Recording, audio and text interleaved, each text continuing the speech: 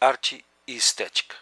Uma das coisas que mais nos chama a atenção da filosofia da arte é a ideia do belo. E o belo, por incrível que pareça, nos remete a quê? A obra de arte. Pessoal, dá uma olhada. O que Botticelli tentou mostrar para nós. Olha, eu vejo o belo nessa obra de arte. O que seria isso?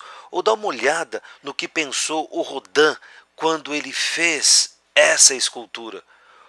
Olha, será que eu tenho a experiência do belo ao visualizar? Mas, afinal de contas, o que é o belo? Será que o belo pode ser construído a partir da racionalidade? Isso é, ele pode ser construído racionalmente? Então, vou pensar mais ou menos o seguinte. Se o belo pode ser construído racionalmente, existe uma objetividade no belo. Mas o que seria essa objetividade? Vamos fazer o seguinte. Cadê a objetividade aí? Olha essa obra do Picasso.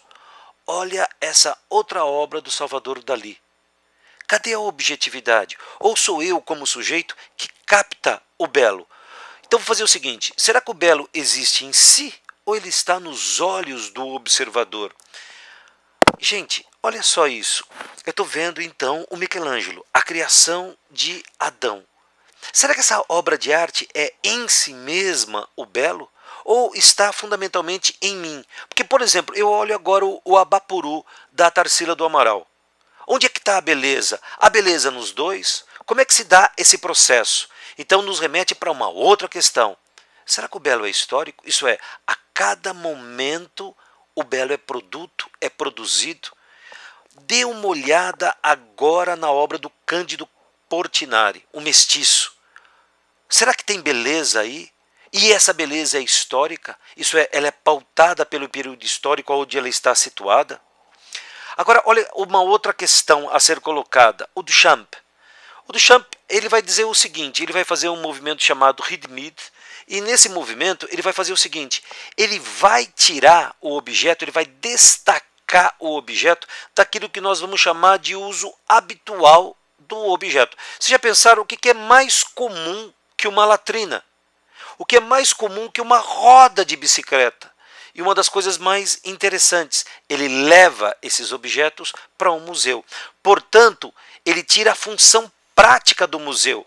Então, necessariamente, tudo pode ser estético. Então, portanto, onde é que está a obra de arte? O que é essa obra de arte? Então, portanto, para Duchamp, ela seria um ato mental. O que significa isso? Ela é o resultado de uma escolha. Agora, o que seria o gosto? Quando a gente pensa em gosto, pô, esse cara é de mau gosto, ele é um péssimo gosto. Mas vamos fazer o seguinte, quando ele é de péssimo gosto, então ele vai dizer o seguinte, que a beleza se encontra no olhar, ou o de bom gosto. Assim, o nosso feio não é uma produção do real, mas é uma leitura. É por isso que não existe algo absolutamente feio. Sempre vai aparecer quem goste. E como vai aparecer quem goste, o que seria então o gosto? A comunicação com a obra, para além de todo o saber e de toda a técnica. Mas agora vem uma pergunta. A obra de arte serve para alguma coisa? Ela tem algum sentido utilitário de maneira imediata? Não. A obra de arte não serve para nada. Como assim? Nada, em que sentido eu estou colocando aqui? Que se pretenda moral ou ideologicamente correto. Tá claro? Então, a obra de arte, se ela for dessa maneira, ela vai virar o quê? Ela vai virar uma mensagem. E ao virar mensagem, ela não é arte. Então, portanto, ela virou o quê? Panfleto. Agora, vamos tentar pensar o seguinte. A arte é isso. É algo que instiga, é algo que belisca, é algo que nos faz pensar. A partir do século XVIII, filosofia da arte, ela recebe o nome de estética. Como assim? Vem do grego aesthesis e significa sensibilidade. Então, portanto, é aquilo que eu vou chamar de conhecimento sensorial. E conhecimento sensorial é óbvio, né? Ele está pautado na experiência.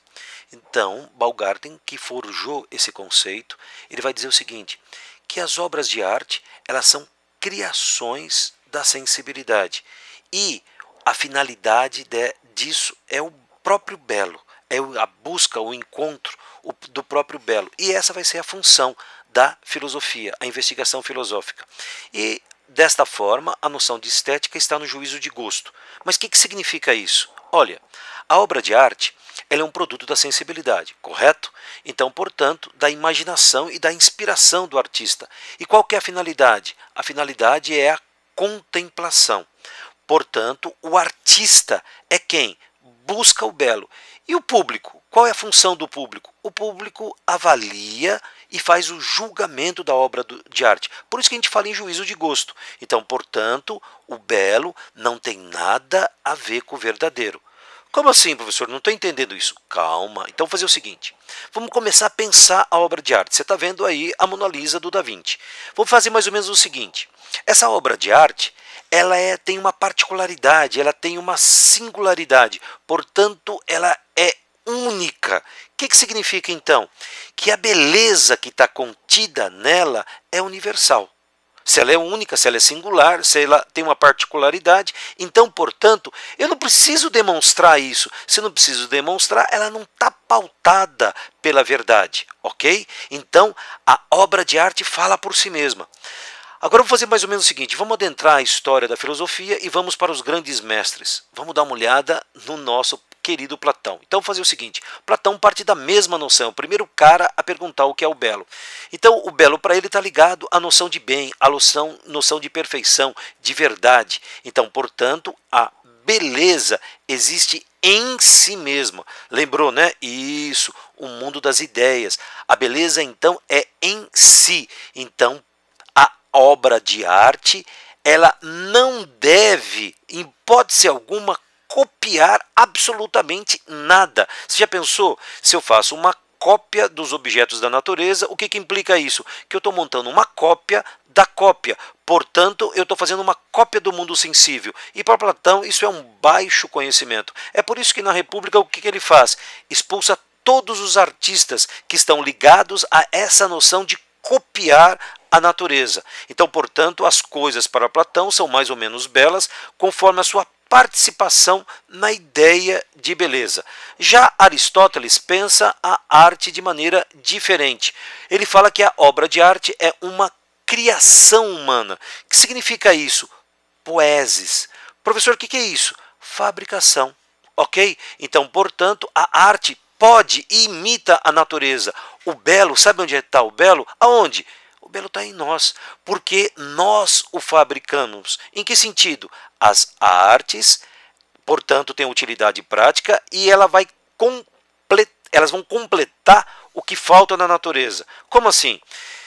Ela pode abordar o impossível, o irracional, o inverossímil. Como? Olha, a beleza, para Aristóteles, ela é proporção. Dá uma olhada. Nossa, é o pattern, exato. Olha as proporções, olha a ordem, olha os corpos humanos, a simetria, portanto, a justa medida.